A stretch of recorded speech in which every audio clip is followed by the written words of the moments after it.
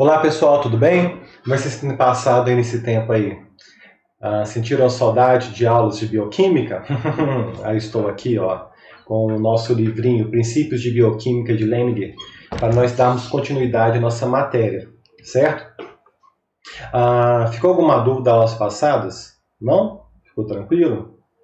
Porque eu não vejo ninguém questionar nada, né? Então eu estou esperando que vocês estão dominando o assunto, ok? Qualquer dúvida, por favor, mandar no WhatsApp para mim ou via e-mail, que eu tenho o maior prazer em responder vocês, tá bom? Sem problema nenhum.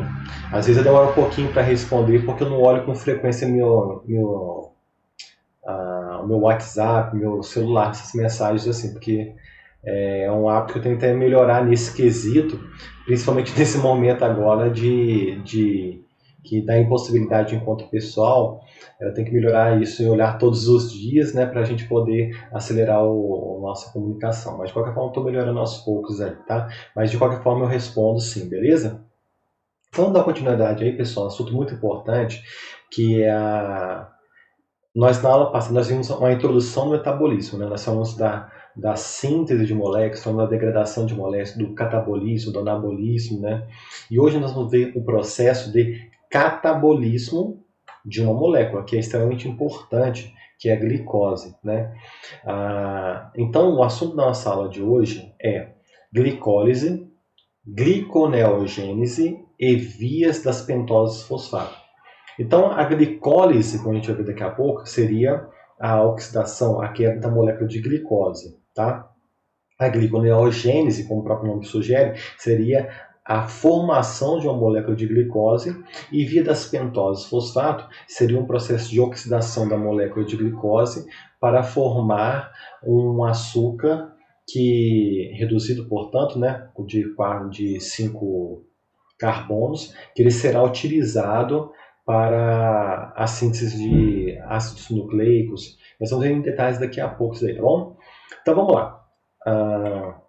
Como nós já comentamos na aula passada, né, pessoal, na aula de carboidratos, a glicose ela é fundamental para o organismo, porque a gente pode encontrar glicose no meio extracelular, podemos encontrar, por exemplo, nas paredes celulares, né, dos vegetais. Nós podemos encontrar como constituinte de glicoproteínas, né, a glicose. A glicose ela pode ser armazenada como uma fonte de energia através de amido, de glicogênio. E ainda falamos da glicose como fonte de energia, né? Então a gente vê que a glicose ela pode ser utilizada de várias formas diferentes. Comentamos também um pouco aí sobre a utilização dessa glicose para mais tarde formar a ribose, que é uma molécula fundamental para a estruturação de nucleotídeos, seja ele de DNA, RNA ou de coenzimas. Então, a glicose ela tem vários destinos dentro da célula. Nós vamos falar desses destinos agora, que é a utilização da glicose para gerar energia. Nós comentamos na aula passada que a principal moeda energética da célula é o ATP. Então, a gente vai ver como que a glicose gera ATP, né, e outras formas de coenzimas que podem ser utilizadas mais tarde na fosforilação oxidativa para gerar mais ATP ainda, né? Nós vamos falar isso nos próximos capítulos, tá bom? Então vamos começar, ó, visão geral da glicólise completa. A glicólise, então, glico, lembra lá do açúcar, gliques, se não me engano, vem do grego, que significa açúcares, né? E lises, que é quebra. Então, quebra do açúcar, quebra da glicose. E nesse processo com catabolismo, lembra que nós comentamos na aula passada, de anabolismo e catabolismo, nós contrastamos, né? Catabolismo quebra, fragmentação da molécula que seria maior da glicose e vai tornar lá no final da glicólise, vai transformar em piruvato. Glicólise, quando eu falar glicólise, então fragmentação da glicose para tornar piruvato. A glicólise também é conhecida como via glicolítica, tá bom? Então são dois sinônimos aí da glicólise ou via glicolítica, ok? Bem, então esse processo, se ele se tornar uma forma plena, completa, a glicólise no final do processo, né, degradar uma molécula de glicose e reduzi-la, né, e oxidá-la até dióxido de carbono e água no final do processo, nós denominamos como se fosse uma glicólise completa, tá? E nesse processo é gerada uma variação de energia livre padrão em torno de menos 2.840 kilojoules, né, por mol. Então é um processo muito energético, né? Por isso que dessa forma nós vamos ver muita similaridade entre os organismos que existem no planeta Terra. Nós vamos encontrar a via glicolítica como se fosse o principal processo no qual... Pessoal, desculpa que está tocando o telefone meu aqui, pode ser ligado aí, que dá para entender agora. É o principal processo em que vai gerar energia, e dessa forma, essa energia que foi gerada na forma de ATP, ela vai ser utilizada, portanto, em outros processos de biossíntese, por exemplo, né, que nós comentamos na aula passada, a biossíntese de lipídio, a biossíntese de proteínas, né? Então, esse ATP ele é utilizado, e a principal via, tanto em vegetais, quanto animais, quanto muitos micro-organismos, é a via glicolítica, né, ou a glicólise, para gerar essa energia na forma de ATP ou na forma de coenzimas, né, seja NAD ou FAD. Daqui a pouco nós vamos falar isso mais tarde. Já combinou, né? Então vamos ver aí no nosso slide aí. Olha, a glicose, portanto, ela, nesse processo, ela vai gerar em uma forma líquida 2 ATPs, tá vendo? E NADH, tá? Não tá aqui, mas vai gerar NADH. Então aqui, ó, vai da glicose a piruvato. Isso daqui, de glicose até piruvato, então a glicose é uma molécula que tem 6 carbonos. Vai originar no final do processo 2 moléculas de piruvato, que cada uma delas tem 3 carbonos, tá bom? Portanto, esse é o processo da glicólise, tá? Depois, esse piruvato ele pode seguir caminhos diferentes, mas por enquanto eu vou ficar somente em um, porque é uma glicólise completa. Então nós vamos colocar como se fosse o caminho da maximização da obtenção da energia. Então esse piruvato mais tarde ele vai ser transformado em acetil-CoA. Essa acetil-CoA ela vai entrar, portanto, no ciclo de Krebs, ok? Então a gente vê aqui, ó, a glicólise, a descarboxilação do piruvato. Ou seja, o que é descarboxilar? Eu vou perder carbono, né? Então, por exemplo, o piruvato é uma molécula com 3 átomos de carbono e vai se tornar em acetil-CoA, né? Acetato, mais tarde acetil-CoA. Então, vai se tornar uma molécula de 2 carbonos, porque descarboxilou, né? Perdeu um carbono.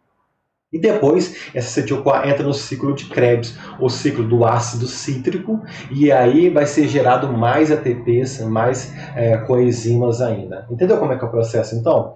Então, essa aqui é uma visão geral do processo. E ainda nem consideramos, né, e ainda está omitido aqui, a informação que essas coenzimas, né, o NAD+, o NADH, o FADH2, que foram gerados durante esse processo todo aí, né, vão ser utilizados lá na fosforilação oxidativa para gerar mais energia ainda, né? Porque devido à variação de gradiente lá, a ATP sintase vai gerar mais energia ainda. Esse processo nós vamos descrevê-lo nos próximos capítulos, ok?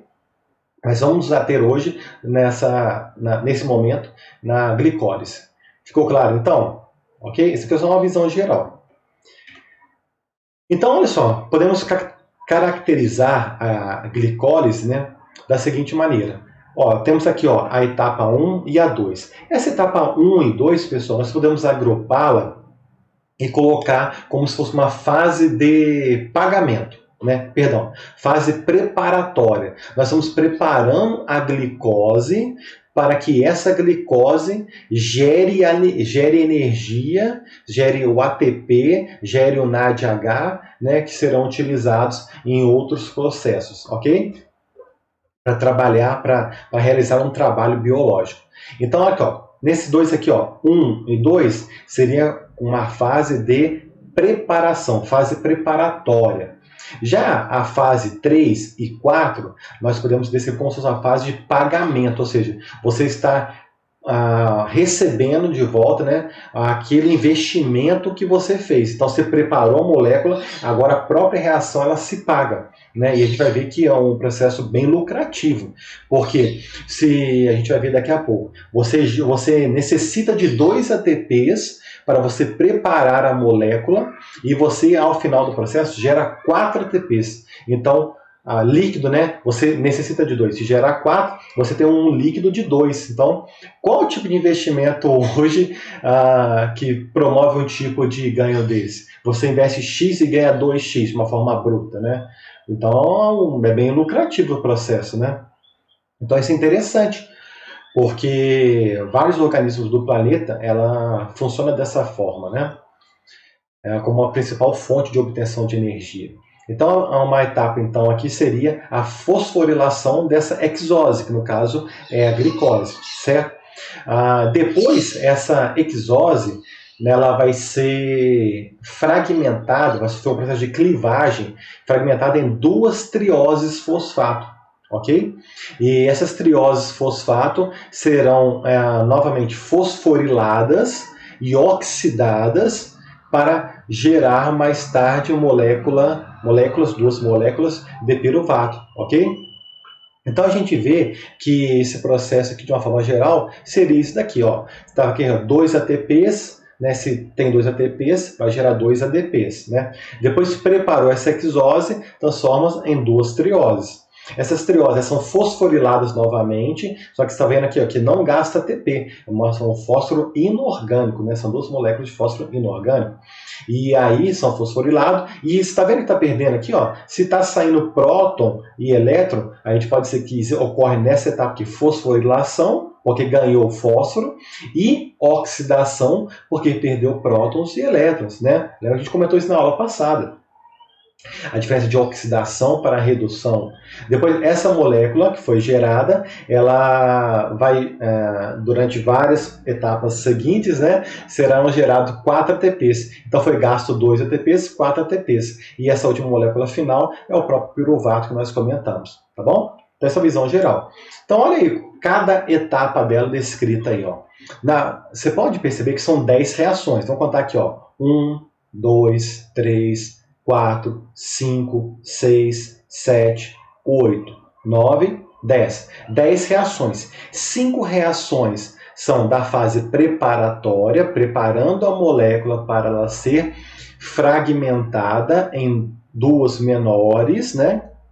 Então, nós temos uma de 6, que é a glicose, vai ser fragmentada depois em 2 de gliceraldeído, 3-fosfato, e depois esse vai ser preparado para gerar no último processo o piruvato, entendeu? Então vamos lá. Ó.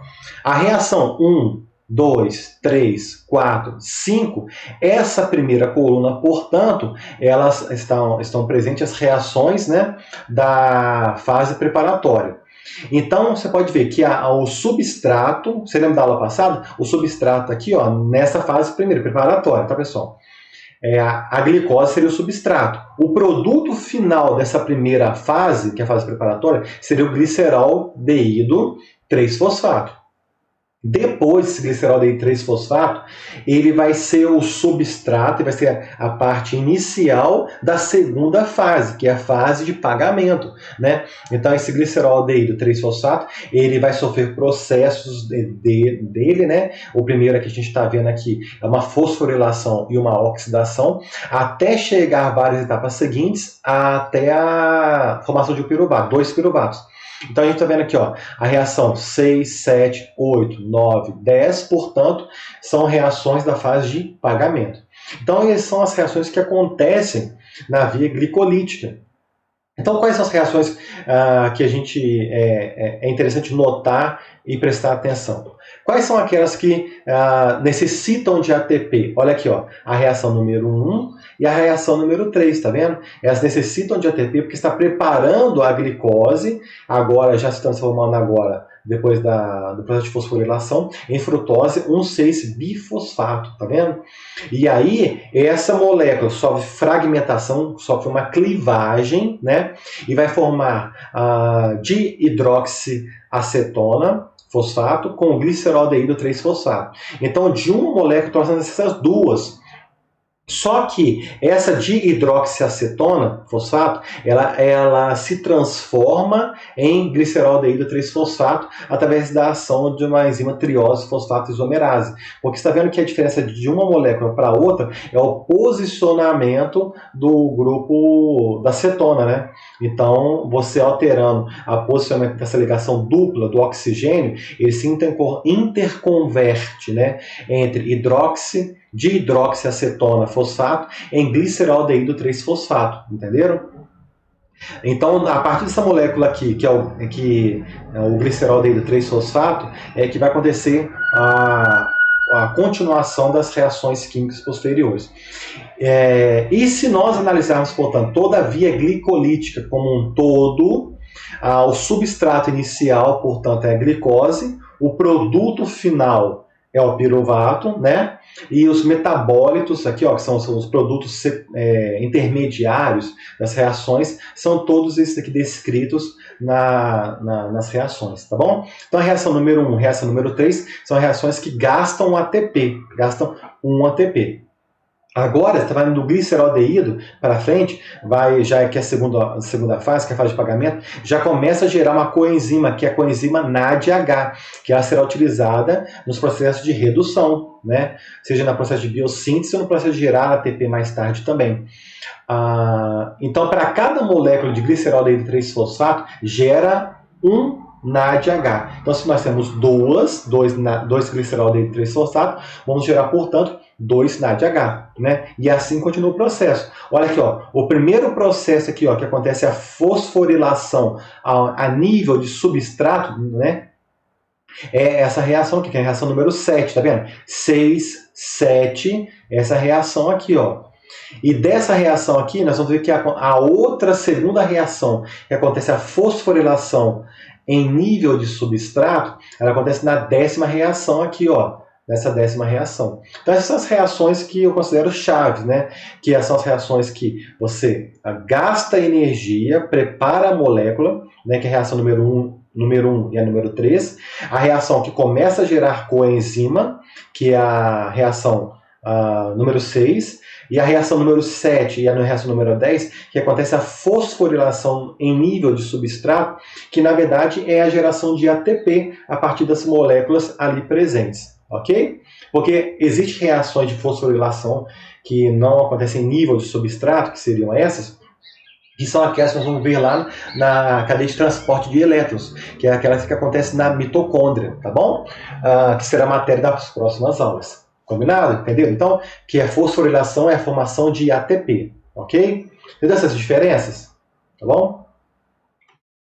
Então, a equação geral da glicólise é essa daí, ó. Você tem uma molécula de glicose, mais 2 ADPs, mais 2 fósforos inorgânicos, mais 2 NAD+, formarão 2 piruvatos, 2 ATPs, mais 2 moléculas de água, mais 2 NADH, mais H. Não, alguém, dá licença. Está muito seco o tempo, né? Preste bastante atenção, pessoal.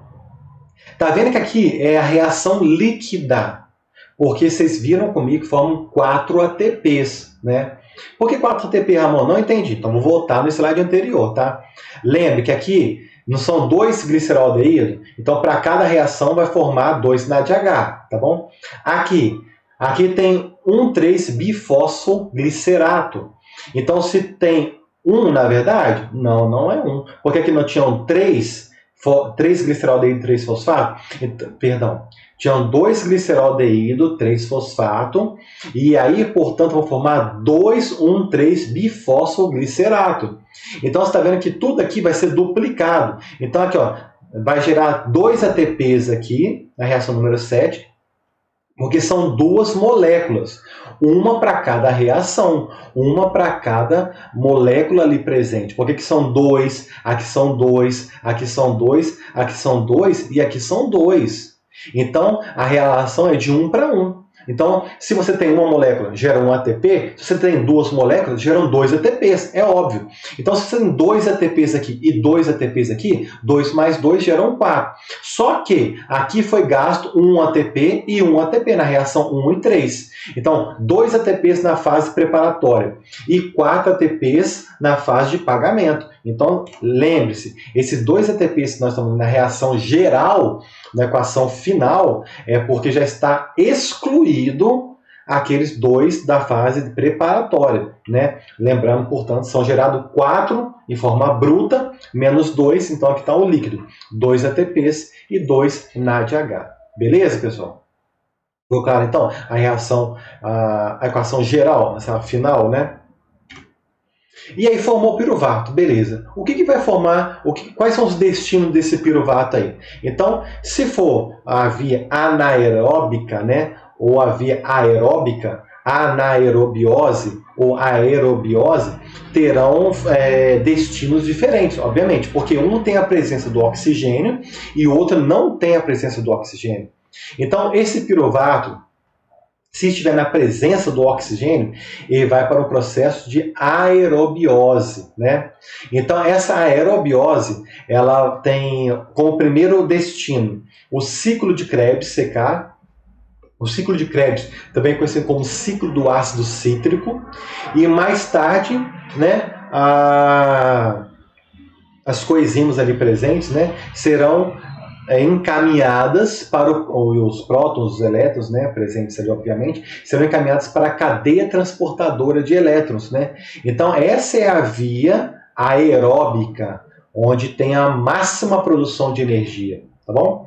Mas também temos uma via alternativa, que é quando o oxigênio não está presente. Quando ele não está presente, né, então há uma via de anaerobiose.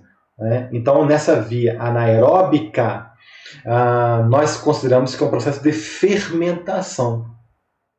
Então, esse processo de fermentação, ele não tem a presença do oxigênio. Ele tem fundamentalmente a ideia, a finalidade de regenerar a molécula de NADH. Por quê, pessoal? Vamos pensar aqui, ó. Vocês se lembram daquela reação que eu falei, chamei a atenção, achei minha reação nas reações 1, 3, na reação 6, 7 e a 10, tá? Na reação número 6, que é a primeira reação da fase de pagamento, temos a fosforilação e a oxidação do glicerol deído 3-fosfato. E ela somente é possível, essa oxidação, se tivermos ali presente a coenzima NAD+. Se o NAD+, não estiver ali presente, não tem como acontecer esse processo. Então, a via glicolítica não aconteceria, não teríamos ATP, então, provavelmente, a maior parte dos organismos, né, não conseguiriam se manter, né, no planeta Terra. É lógico que nós teremos outras formas de geração de energia a partir de lipídios e a partir de proteínas. Sim, nós temos, mas a principal via é a via glicolítica, tá bom? Então, olha só, para que aquela reação número 6 acontecesse, é necessária a presença do NAD, do NAD+. Mas nós vimos muito bem que durante o processo da via glicolítica, o NAD+, ele é convertido em NADH.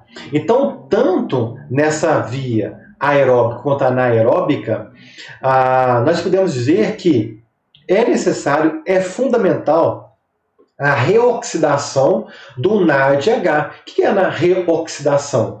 Quisermos daqui a gente fala, o que é oxidar, minha gente? Oxidar é perder prótons e elétrons. Então a gente precisa que essa molécula do NADH, ela perca o próton, perca o elétron ali ligado a ela, para que esse NAD+, que foi esse NADH que foi oxidado novamente, reoxidado, transformando-se em NAD+, ele volte lá para na via glicolítica, na glicólise, e participe novamente da reação número 6, porque senão o processo vai ficar estagnado.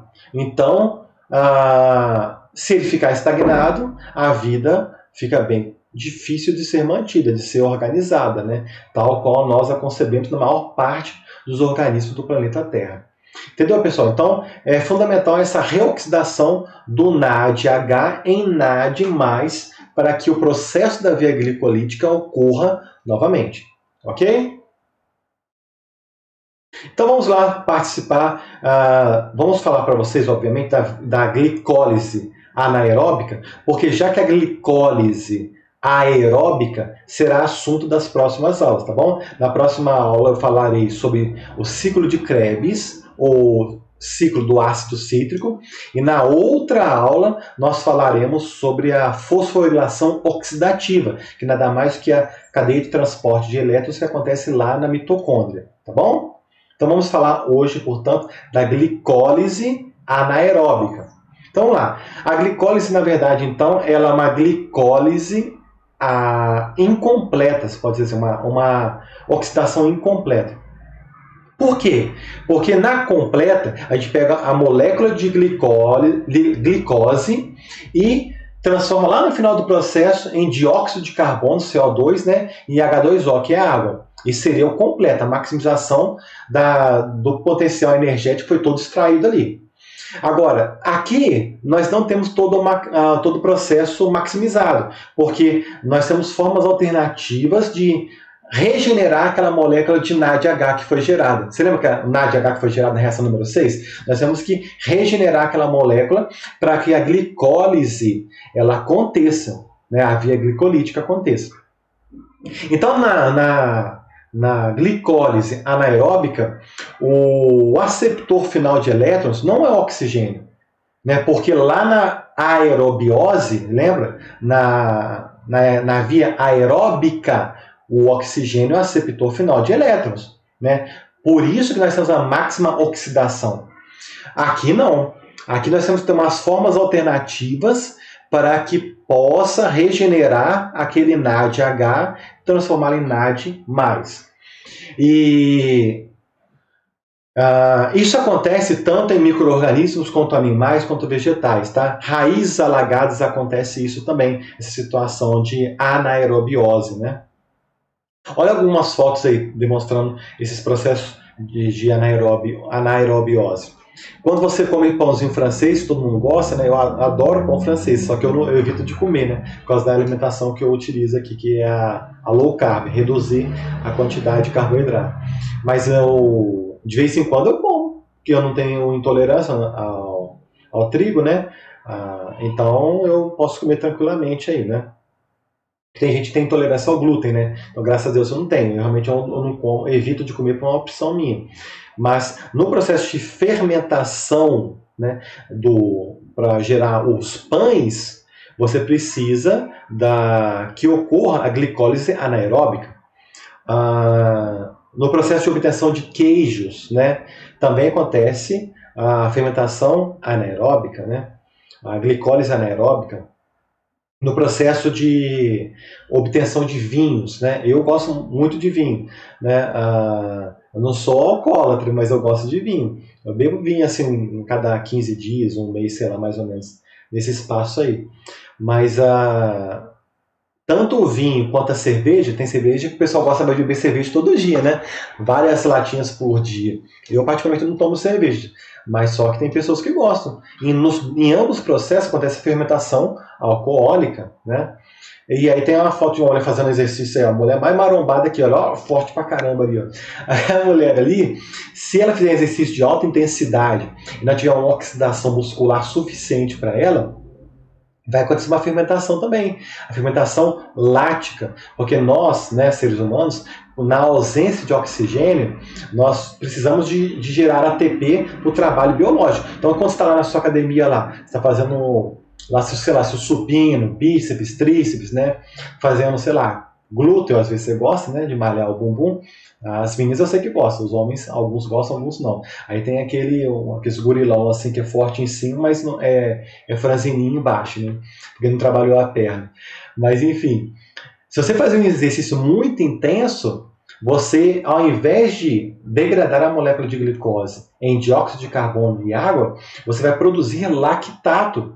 Esse lactato ele vai ser acumulado no nosso organismo, proporcionando aquele desconforto muscular que a gente sente, né? Então depois você tem que fazer uma boa hidratação, exercício de baixa intensidade para que esse lactato seja drenado da nossa musculatura, ele vá para o fígado, no fígado seja regenerado em lactato. Ele vai se transformar em piruvato, esse piruvato mais tarde em glicose, depois a gente vai ver sobre o processo de gliconeogênese, tá? E aí ele volta novamente essa glicose para o nosso organismo, né? Para ser gerado novamente energia, e nessa energia, trabalho biológico. Tá? Daqui a pouco a gente vai comentar sobre isso daí. Então, são situações que acontecem que é o conhecimento prático dessa via glicolítica, através da anaerobiose, ela é fundamental para a compreensão da nossa realidade, né? Então, olha aí, ó, a glicose, ela gera piruvato, tá? Esse piruvato, então, portanto, ele vai ser utilizado para essa via anaeróbica. Então, é necessário regenerar esse NADH em NAD+, para que o processo não pare, tá bom? Então, a gente vai citar dois exemplos aí de fermentações que podem ser o produto final, o lactato ou o etanol. Se for o lactato, recebe o nome de fermentação lática, né? Onde acontece a fermentação lática, pessoal? A gente comentou no nossa musculatura, acontece, mas processo industrial também acontece. Às vezes, quando você vai comprar o iogurte lá, alguns tipos de queijo, acontece fermentação lática, né? A fermentação alcoólica, nós falamos que se o produto final for um álcool, o etanol, nesse caso aí, né, que a gente está comentando, acontece no vinho, né, na cerveja, né, fermentação lática, no caso de produtos laticínios, né, à base de leite, e fermentação alcoólica para obtenção de bebidas alcoólicas, obviamente, né. E, portanto, esse processo de fermentação ele é autossuficiente. Por quê? Porque ele não precisa de um aceptor final, que seria o oxigênio, e ele mesmo se mantém, né? Porque o piruvato ele vai se transformar na molécula aceptora desses prótons, né? Para regenerar a molécula de NADH em NAD+, e o processo ele continua indefinidamente, tá bom? É lógico que tudo tem vantagem e desvantagem que nós vamos ver aqui, tá bom? Vamos continuar. Então, fermentação alcoólica, né? Eu sei que vocês adoram uma cervejinha aí, ó. Então, é isso que acontece lá, todo dia que é produzido lá a sua cervejinha lá, né? Seja artesanal, industrial, a ideia é a mesma. Então, a gente tem um piruvato, que é essa molécula aqui. O piruvato, portanto, ele se transformará através da reação da piruvato descarboxilase em acetaldeído. Então, preste atenção nos nomes. Piruvato, porque é o substrato, a molécula. Descarboxilase. O que é a descarboxilase? Des é a ideia de perda, ao contrário. Então, ele está perdendo carbono. Então, se é descarboxilase, o piruvato está perdendo dióxido de carbono. Olha aqui, ó, CO2 sendo volatilizado. Por isso que tem a produção dos gases durante o processo de fermentação, seja na produção de vinho, seja na produção de cerveja, tá aí, ó, né? Então tá aí, ó, o piruvato transforma-se em acetaldeído. Esse acetaldeído, portanto, vai ser o aceptor desses prótons aqui oriundos do NADH. Então, através da ação da álcool desidrogenase, a gente vai ver que formará o acetaldeído, vai ser reduzido, né, porque o NADH é um agente redutor. O acetaldeído vai ser reduzido em etanol. E dessa forma, tá vendo que o NAD+ é formado. Portanto, o NADH ele é regenerado em NAD+. E esse NAD+ retorna lá para a reação número 6 da via glicolítica. Então, o processo ele é autossuficiente, né? Ele mesmo se mantém. Tá vendo? Não precisa de nenhuma outra molécula externa como aceptor de elétrons, como por exemplo o oxigênio. Tá bom? Então isso pode ser uma vantagem, né? Ou pode ser uma desvantagem. Por exemplo, vamos pensar lá nos primórdios, quando surgiu a vida orgânica no planeta Terra. Vou esperar o caminhão passar. Quando surgiu a vida orgânica lá no planeta Terra, segundo a maior parte dos estudiosos afirmam, não tinha oxigênio em abundância. E isso são até corroborado por estudos de biologia molecular, em que percebe-se que existe, né, na maior parte dos organismos, mecanismos, enzimas que proporcionam a fermentação como uma fonte de subsistência. E muitos micro-organismos não têm enzimas da via glicolítica. Então a gente vê que a via glicolítica, aquelas enzimas ali presentes, elas foram uma evolução daquilo que existe na maior parte dos organismos, que é a glicólise anaeróbica. Então, por isso tem uma demonstração que lá no início, já que não existe oxigênio suficiente, tem que manter a vida, tem que originar a vida. Então, a vida ela foi originada devido à fermentação, portanto, que é uma via a glicólise anaeróbica, que não precisa do oxigênio para ela se manter autossuficiente. Aí depois, com o surgimento do oxigênio em excesso, né, e aí foram surgindo, evoluindo organismos que, esses organismos, portanto, utilizavam o oxigênio como aceptor final de seus elétrons, gerando mais energia no final do processo na via aeróbica. Beleza? Então tá aí a fermentação alcoólica, né, que formando o etanol, que é o álcool, né, no final do processo. Tá bom? Outra fermentação que nós comentamos aí já, fermentação lática, né, que acontece na nossa musculatura. A gente está lá fazendo nosso exercício lá, né, seja lá na sua calistenia, seja na sua academia. Academia ninguém está podendo reunir agora, mas quem é adepto de fazer exercício em casa, por exemplo, como eu faço aqui, de vez em quando, se a gente aumenta a intensidade demais, você sente dores musculares, né? Então é porque está produzindo aqui, ó, o lactato. Então o piruvato, que é a última molécula, né, que é o produto final daquela via metabólica que é a glicólise, ele é o aceptor de elétrons. Então, o piruvato é o aceptor desses prótons e desses elétrons aqui do NADH, e por ter sido reduzido esse piruvato, ele se transforma em lactato. Tá vendo aqui, ó? Tá vendo que esses prótons aqui, ó, esses dois hidrogênios que estão aqui, ele vem para cá e vem para cá. Olha aqui, ó. Olha aqui, ó. O oxigênio recebeu o hidrogênio e aqui também recebeu o hidrogênio, tá vendo? Então, ele foi reduzido. O piruvato ele foi reduzido a lactato, tá bom? E dessa forma regenerou o NADH em NAD+. Para onde vai esse NAD+? Responde enquanto bebo água. Vamos estar prestando atenção, não está dormindo aí. Tô dormindo, tô danado. E aí? Foi para a reação número 6 da via glicolítica, ou da glicólise, né? E quem faz esse processo aqui, ó? Essa reação química, quem é a enzima mediadora desse processo? É a lactato desidrogenase. Beleza, pessoal? Ficou claro aí, pessoal, essas considerações aí? Fermentação alcoólica, fermentação lática, que são duas que acontecem para a regeneração do NADH, para se transformar em NADH em NAD+, e esse NAD+, volta lá para a glicólise para que o processo não termine, porque senão, se não gerar ATP, não tem como ter trabalho biológico, portanto não tem como ter vida, ok? Então olha para vocês verem uma comparação aí, rapidinho, né? Olha aqui, ó.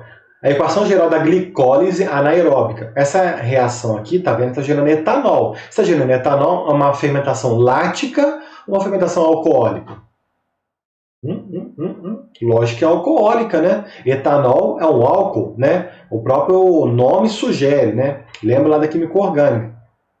Então a glicose está formando 2 etanol, tá vendo? O dióxido de carbono, 2 dióxidos de carbono que vão ser volatilizados, 2 ATPs e 2 moléculas de água. Então olha aqui, ó, a oxidação anaeróbica da glicose, 2 ATPs, líquido, né? Lembre-se, líquido. E a oxidação aeróbica da glicose, ela na aeróbica, tá? Naquela que é a máxima da oxidação, ela gera 30 a 32 ATPs, né?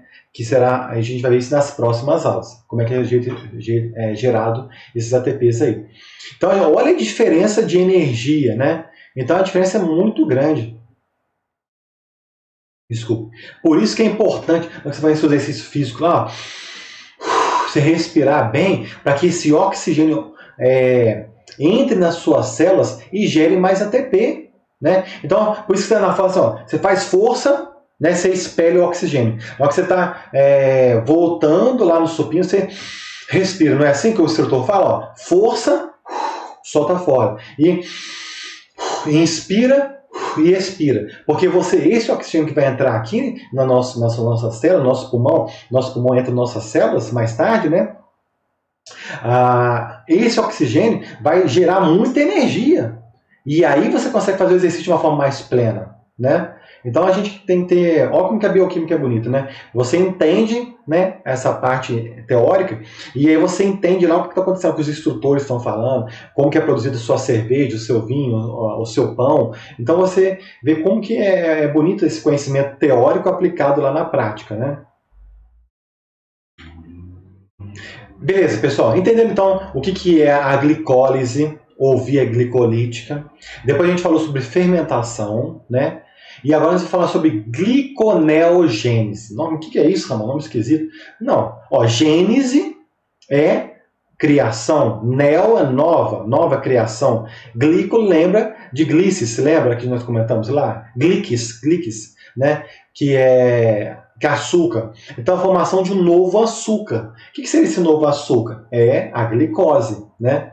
Então, aqui, gliconeogênese, síntese de glicose a partir de precursores não glicídicos. Portanto, não é a partir de carboidrato, né? Então, aqui, piruvato e compostos relacionados, né? Então, isso daqui acontece em células animais, vegetais, em micro-organismos, né? Isso acontece em vários organismos existentes no nosso planeta Terra, né? E é interessante que existem algumas peculiaridades dependendo do organismo, né? Essa formação de uma nova glicose, ela pode acontecer a partir de piruvatos e compostos relacionados, mas pode acontecer, por exemplo, também a partir de ácidos graxos também, porque ácido graxo, quando ele acontece sua oxidação, a sua bioxidação, né, o seu catabolismo, ele forma, no final do processo, acetil-CoA, né? Essa acetil-CoA, em mamíferos, ela não pode ser convertida diretamente na formação de uma nova glicose. Mas em vegetal, levedura, em muitos micro-organismos, essa acetil-CoA ela pode ser convertida em glicose através da via, do ciclo, nós estamos falando na próxima aula, do ciclo do glioxilato, tá? Então é uma possibilidade que acontece nesse tipo de organismo. Nós, mamíferos, não temos o ciclo do glioxilato, tá bom, gente? A gente só consegue a partir de piruvato e alguns compostos relacionados a ele, ok? E esses compostos intermediários que estão relacionados com o ciclo de Krebs, por exemplo, ou pode entrar como um intermediário lá na própria via glicolítica, mas jamais em mamífero a partir da acetil-CoA, tá bom? Então, olha aí, a gliconeogênese utiliza as reações reversíveis da glicólise, né, e substitui por outras as reações irreversíveis. Como assim? Vamos ver daqui a pouco essas características aí. Deixa eu ver mais água aqui. Vamos lá então. Separado aqui em animal, planta e acontece em ambos, tá bom? Lactato, ele pode ser convertido em piruvato. Esse piruvato volta, tá vendo aqui no ciclo, tá vendo? Esse piruvato depois se transforma em fosfenolpiruvato e aí glicose 6-fosfato. Depois essa glicose tem caminhos diferentes. Então percebam. Tá vendo que o piruvato ele vai entrar aqui nesse ciclo, esse é o ciclo de Krebs.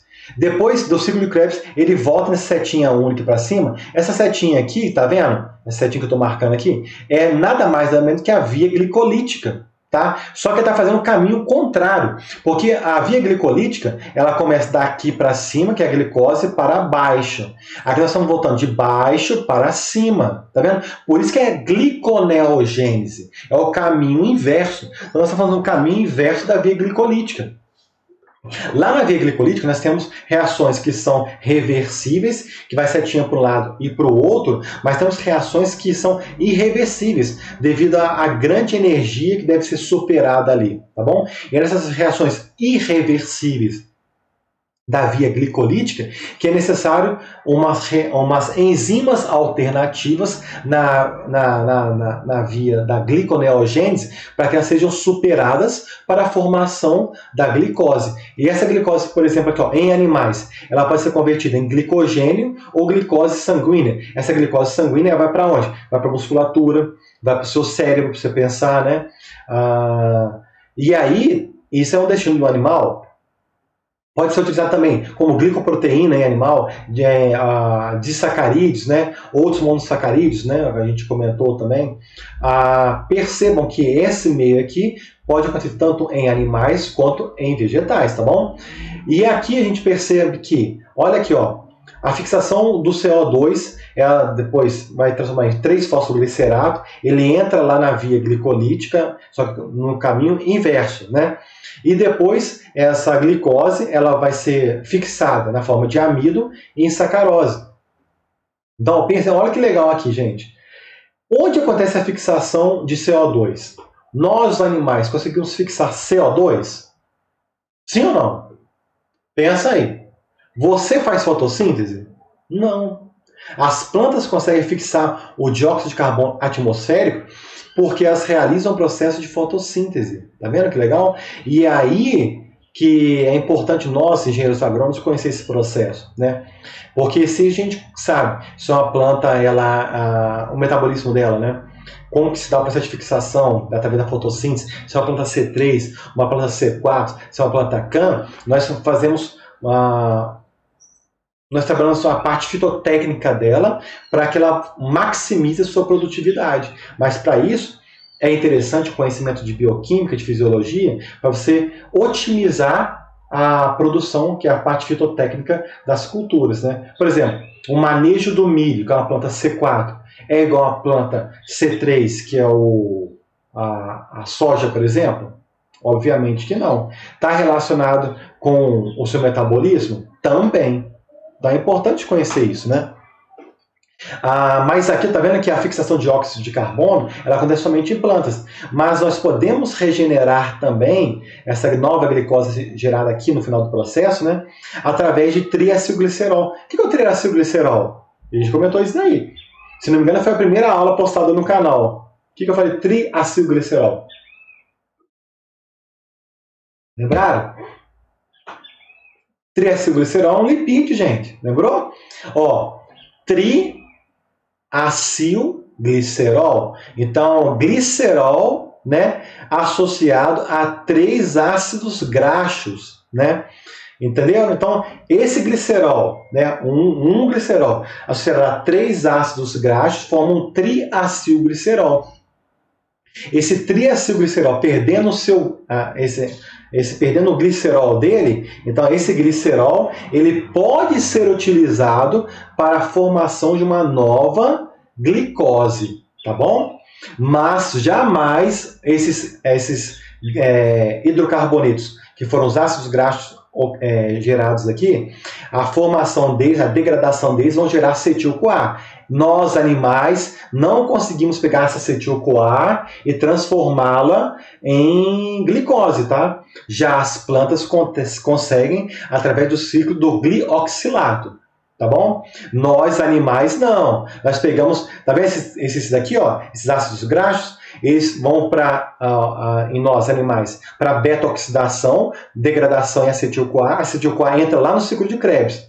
Mas esse glicerol que saiu deles, né, ele pode ser utilizado para ser regenerado e a partir dele gerar uma glicose. Entenderam, minha gente? Então toma cuidado com esses detalhes aí. Olha outro detalhe também aqui, além desse triacilglicerol, nós temos aqui, ó, aminoácidos glicogênicos. O que são esses aminoácidos glicogênicos? São aminoácidos que, através da sua oxidação, eles geram compostos intermediários que podem adentrar no ciclo de Krebs e lá ser regenerado, né? Formar o piruvato, o oxaloacetato, e depois esse oxaloacetato depois ser convertido em fosfenol piruvato, em PEP, e depois faz o caminho todo inverso até chegar na glicose, lá no ápice da cadeia. E depois essa glicose tem caminhos diferentes. Pode fazer parte de parede celular, se for caso de planta? Pode. Pode ir para a glicose sanguínea? Pode. Pode formar lactose? Pode, né? Se estiver produzindo, por exemplo, a vaca na produção de leite, pode formar lactose.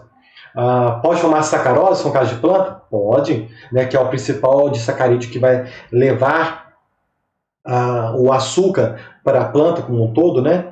Porque, afinal de contas, a raiz não faz fotossíntese, então toda aquela parte da fotossintética, todos aqueles produtos gerados ali, a glicose, vai ser translocada na forma de sacarose lá para baixo, para a raiz, né? Então a gente vê que tem muitas utilizações da glicose aí, né? Então é muito importante essa geração dessa glicose. Eu já comentei isso em aulas passadas, mas olhem nós, seres humanos, o órgão que mais demanda energia é o nosso cérebro. Estima-se que seja consumido em torno de 120 gramas de glicose por dia. Gente, é muita glicose. Tem gente que gasta mais, tem gente que gasta menos, obviamente, mas em termos médios. Então, se não fosse esse processo alternativo, vamos supor que acabou a glicose no seu organismo aí. Você está em um período prolongado de jejum, tá bom? Não tem glicose suficiente, mas seu cérebro tem que pensar. Senão, se você não tem a glicose suficiente, você começa a ter alucinação. Porque seu cérebro não começa a pensar de uma forma plena. Então, a gliconeogênese é uma forma alternativa de nós gerarmos essa glicose a partir desses outros compostos aí, de lactato, aminoácidos glicogênicos, né, através de glicerol, tá bom? Então, é isso daí que eu tenho para comentar a respeito da gliconeogênese, tá bom? Então,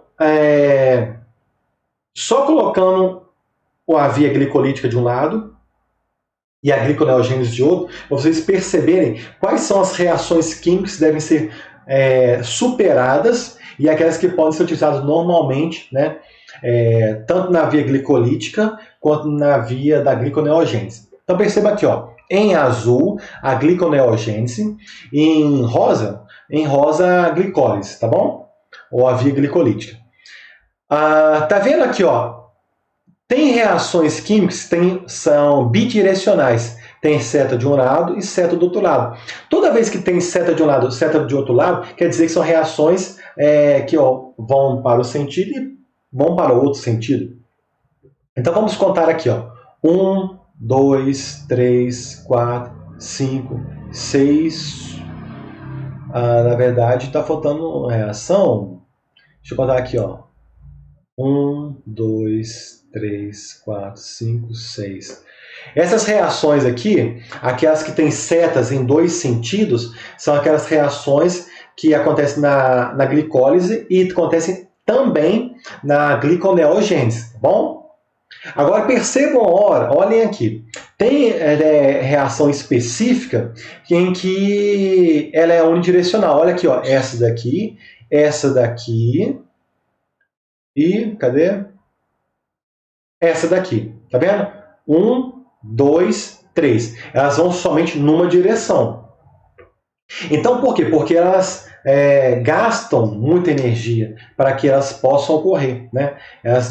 Ela é altamente energética, né? Aí o que acontece aqui, ó? Na gliconeogênese, ela é justamente nessas etapas aqui que elas são únicas. Perceba aqui, ó. Tá vendo aqui, ó? Esse lado aqui, ó, em azul e esse lado aqui, ó. Elas têm que ser únicas para que possa ser possível a geração de uma nova molécula de glicose lá no final do processo. Então, olha aqui, ó. Tem essas reações aqui, essa reação aqui e essa reação aqui. Então, são 3 reações. Então, são 3 reações na glicólise que são únicas E também tem as 3 reações na gliconeogênese que elas acontecem para superar aquelas reações únicas da via glicolítica. Então, olha aqui, ó, qual que é a primeira etapa a ser superada para a formação de uma nova molécula de glicose? Tá vendo o piruvato aqui? Esse piruvato, primeira reação, esse piruvato ele tem que ser carboxilado, ou seja, ele vai ganhar um dióxido de carbono e vai formar um oxalacetato. Isso acontece lá na mitocôndria. Esse oxalacetato, ele vai voltar para o citoplasma, né? Ele vai na forma de fosfenolpiruvato. Né? Por quê? Porque ele vai ser... Aqui acontece a carboxilação, ele ganha o dióxido de carbono, e aqui na pep-carboxiquinase, o carboxicinase, né? Quinase no inglês, o oxalacetato, né? Ele vai ser descarboxilado. Então, numa reação ele ganha e na outra reação ele perde. E aí forma-se o fosfenolpiruvato. Então, tá vendo aqui, ó, aqui é a reação reversível, reversível, reversível, reversível. Reações reversíveis aqui, ó, tá? Então são 7 reações reversíveis, né? 1, 2, 3, 4, 5, 6, 7. 7 reações reversíveis na via glicolítica, que acontece simultaneamente na gliconeogênese, e 3 reações que são irreversíveis, né? Que são essa daqui, ó, essa e essa daqui.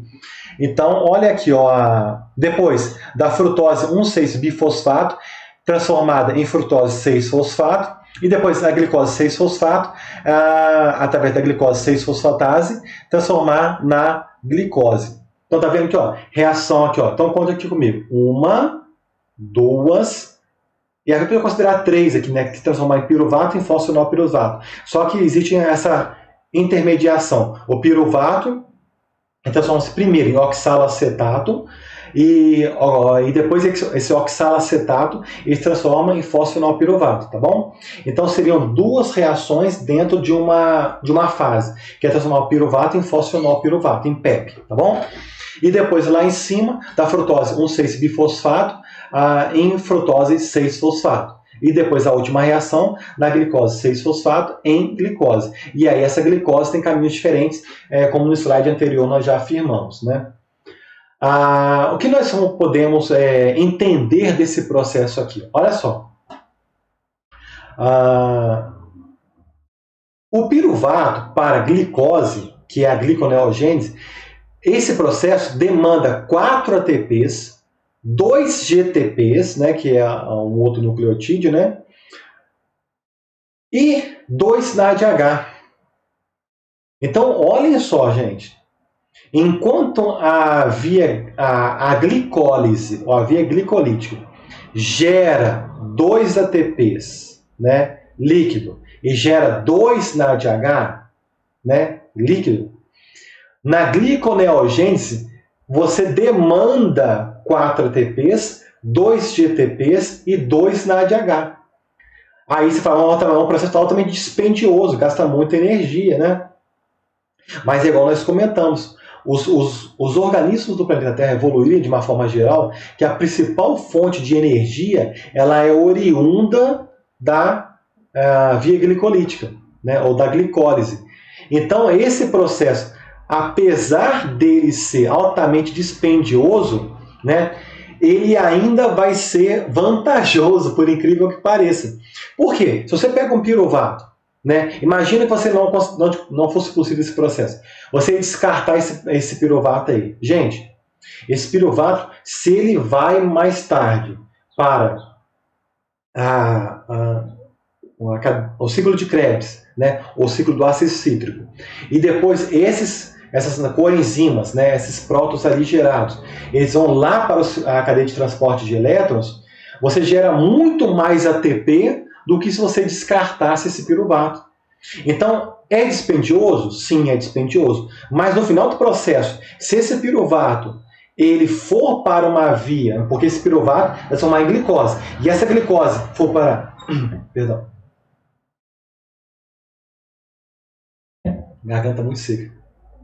Se essa glicose ela for para uma via aeróbica, onde tem a presença do oxigênio, lembre-se, vai ser formado 32 ATPs, 32 ATPs no final do processo. Então, essa ainda sai no lucro, né? Se ele for, obviamente, lá para a via aeróbica. Então, vê que existe um mecanismo interessante aí, né? Evolutivo para maximização da obtenção de energia, tá bom? Então, olha o que está comentando aqui, que a gente já comentou no slide anterior. Compostos que possam vir a ser convertidos em piruvato ou oxaloacetato, oxaloacetato, são precursores para a gliconeogênese, né? Isso ficou bem claro no slide anterior, né, gente? Não tem mais nada que comentar a respeito disso aí, tá bom? Ficou claro? Alguma dúvida? Falei rápido demais? Por favor, pergunte lá no WhatsApp, tá? Ok. Existem outros mecanismos para a disponibilização dessa glicose que é utilizada no nosso organismo, ou em plantas, ou em micro-organismos? Sim, existe. Um processo deles é a amidólise, né? O que é a amidólise que acontece lá nos vegetais, né? Nós falamos que os vegetais armazenam a glicose gerada lá no processo de fotossíntese na forma de amido, né? E esse amido, né, armazenado lá nos plastos, né? Esse amido, ele posteriormente, ele é degradado, né, para a formação dessa glicose, e essa glicose que tem caminhos específicos dentro da planta. Esse processo que acontece na planta é uma reação conhecida como reação fosfolítica ou fosforólise. Fosforólise. Por que a fosforólise? Porque você está pegando o amido, que é um polímero de um monômero, que é a glicose, e está promovendo a lise, a quebra, né? Então, está quebrando uma lise, mas fósforo por quê? Porque está ligando um fósforo, um átomo, a essa molécula de glicose que está sendo fragmentada, né? Então, esse amido fragmentado, ele formará, portanto, essa glicose. E o primeiro produto dessa glicose, essa glicose formada, é uma glicose 1-fosfato. Né? Mas essa glicose 1-fosfato, ela não é utilizada diretamente nas reações químicas, porque ela vai sofrer um processo de alteração para formar uma glicose 6-fosfato, e aí depois a glicose... Uma garganta ruim. A glicose 6-fosfato, que aí sim será transformada em glicose, tá? Então, na verdade, esse processo proporcionado pelo amido fosforilase, que é a enzima, é um processo de desramificação da cadeia de amido. A garganta tá seca demais hoje. Então aí, pessoal, o amido, tá? O amido fosforilase, pessoal, acontece lá no vegetal. Mas assim, nós, seres humanos, temos algo semelhante? Sim, nós temos o glicogênio fosforilase, tá bom? Amido fosforilase em vegetal e glicogênio fosforilase em animais. E amido fosforilase em vegetais, tá bom?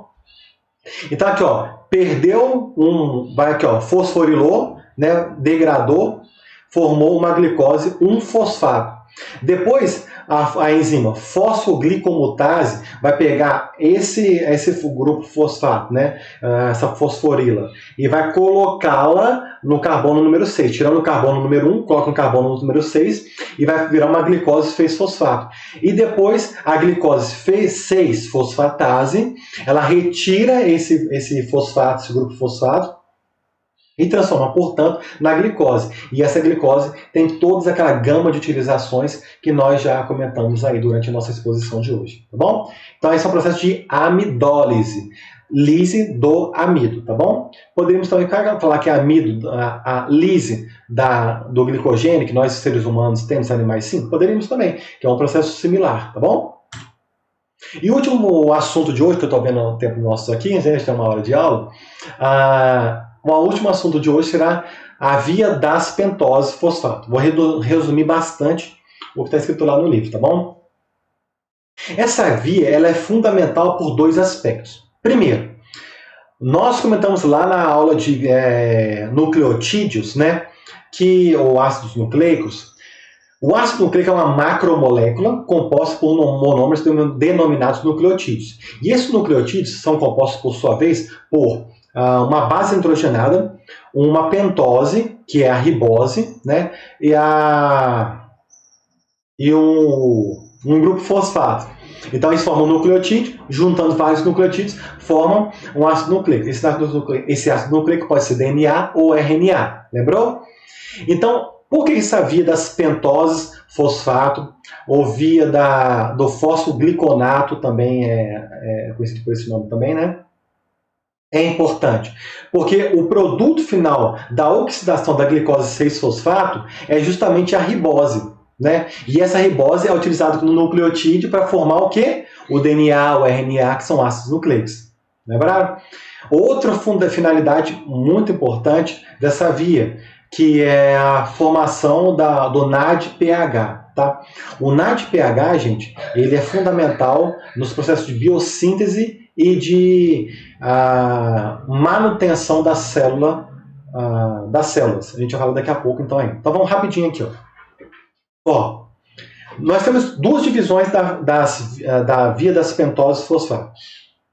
A fase oxidativa, tá vendo aqui, ó?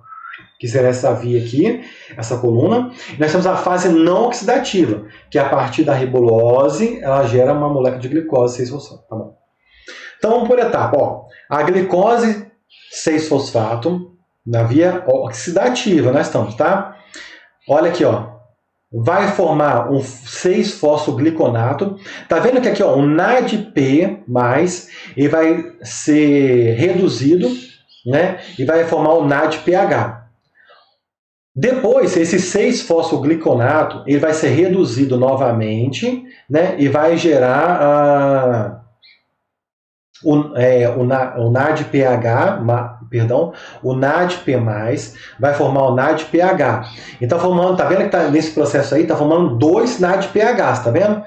Vai gerar, então, uma ribulose 5-fosfato. Essa ribose, portanto, depois, né? Essa ribulose 5-fosfato vai se transformar em ribose 5-fosfato. Essa ribose que é utilizada lá no DNA e o RNA. Ramon, tem outra utilização também? Tem. Lembra que nós comentamos que o ATP, o GTP, né, as coenzimas, o NAD, o FAD, ele tem na sua constituição moléculas de ribose. E elas são sintetizadas a partir dessa via. Então é muito importante essa via, né? Então, lembre-se aqui, ó, a ribose sendo utilizada aqui, em nucleotídeos, coenzimas, DNA e RNA. E, Ramon, e esse NADPH aqui que foi gerado aqui? Esse NADPH, ele tem duas funções. Primeiro, ele é utilizado como na biossíntese de ácidos graxos e esteróis, colesterol, por exemplo, ou esteróis utilizados na membrana celular, nas membranas biológicas, né? Então esse NADPH, ele é um agente redutor para a síntese, a biossíntese dessas moléculas, tá? E outra finalidade desse NADPH, ele age como um agente redutor da glutationa. Então a glutationa você pode ver que tem muitos produtos que são utilizados em cosméticos aí. A glutationa é um agente redutor muito forte. Então ele é utilizado em alguns cosméticos, por quê? Durante o processo da cadeia de transporte de elétrons, né, durante a nossa respiração celular, são gerados radicais livres de oxigênio, certo? Esses radicais livres de oxigênio, pode gerar estados intermediários, como peróxido de oxigênio, e mais tarde em esses radicais livres, né, esses elétrons ali no meio celular, esses elétrons, esses prótons ali vagando, oriundos a partir da fragmentação da molécula de oxigênio, do gás, oxigênio que nós respiramos, do O2, a glutationa, ela, na sua forma reduzida, ela é capaz de reagir com o peróxido de oxigênio, o H2O2, através da glutationa peroxidase, e esse H2O2, que é o peróxido de oxigênio, ser transformado em duas moléculas de H2O. Então, uma molécula extremamente nociva, que é o peróxido de oxigênio, né, que pode transformar em formas reativas de oxigênio, essas formas reativas de oxigênio, ao entrar em nossas células, elas reagem com lipídios, reagem com proteínas, reagem com DNA, reagem com RNA. Isso promove uma morte celular antecipada. Então você morre mais rapidamente, porque morrer não vai morrer, né? Eu acho que todo mundo está preocupado com o coronavírus, porque eu acho que nunca ninguém se deu conta que vai morrer, mas todo mundo vai morrer um dia, né? Aí você vai morrer antes da hora, se você pegar o coronavírus, né? Ou não, né? Se bem que o tratamento hoje está bem avançado aí, pelo que eu estou vendo aí, os estudiosos comentando, graças a Deus está evoluindo, tudo evolui na vida, né? Mas aí, no caso, nosso assunto de hoje, se você tiver muito radical livre também, você pode morrer antecipadamente. Porque esses radicais vão oxidando suas células, vão morrendo antes da hora, desmembrando aquelas membranas biológicas, e aí tem um extravasamento do citosol, e aí você morre antes da hora. Então, a glutationa reduzida, que é aqui, ó, esse GSH, ela reage com o peróxido de oxigênio, e esse peróxido de oxigênio, o H2O2, ele é transformado em duas moléculas de H2O. Então, portanto, ele não se torna tóxico, né? Isso acontece naturalmente no nosso organismo, tá, pessoal? Por mais que você não goste, eu não queria que não formasse radical livre. Não tem jeito, a vida foi feita assim. Sempre formarão radicais livres. E dependendo da sua alimentação, você pode gerar mais radical livre ou menos radical livre. E ainda tem isso. Produtos industrializados, eles são muito mais propensos a gerar radicais livres no nosso organismo do que produtos naturais. Né? Então toma cuidado com a sua alimentação também. A glutationa, portanto, é uma molécula química que tem a finalidade de minimizar os estragos dos radicais livres, né? Proporcionados pelo radicais livres de oxigênio. Né? Então, por que eu argumentei tudo isso? Porque o NADPH, qual que é a finalidade dele? Ele é um agente redutor. Então, o GSSG, que é a glutationa oxidada, ela é reduzida a GSH, que é a sua forma reduzida, através do uso do NADPH. Então, o NADPH reduz, porque ele é um agente redutor, a glutationa oxidada, né? E a glutationa reduzida, ela é utilizada juntamente com a glutationa peroxidase para neutralizar o peróxido de oxigênio, que é extremamente tóxico para as células animais e vegetais. Entenderam? Principalmente nós, os animais, né? Ficou claro, então, as duas grandes finalidades dessa via das pentoses fosfato? Primeiro, gerar moléculas de NADPH, são moléculas fundamentais tanto para a regeneração da glutationa oxidada, quanto para a biossíntese de macromoléculas, que é o NADPH, e a criação, né, de ribose 5-fosfato, que é um dos componentes dos nucleotídeos, né, e de várias outras coenzimas, como o NAD e o FAD, por exemplo. Tá bom? Pessoal, ficou claro então quanto ao metabolismo do carboidrato, né? Nesse caso nós falamos principalmente daqueles relacionados à glicose, né? Que é fundamental para a manutenção da vida orgânica, tal qual nós a conhecemos. Ficou claro todos esses aspectos que nós comentamos aí? Nós comentamos lá no início da aula da via da glicólise, né, ou via glicolítica, comentamos da fermentação, comentamos da gliconeogênese, né? E comentamos por último agora das vias das pentoses fosfato. Ok? Então, resumidamente, esse é o assunto de hoje. Qualquer dúvida que vocês tiverem aí, vocês pode mandar, fica à vontade lá no grupo, comente aí e tal, se você gostar do vídeo, tem alguma coisa que eu possa melhorar, eu vou tentar sempre melhorar sempre que possível, né? No mais, fiquem com Deus, obrigado pela companhia de vocês, até logo, tchau, tchau.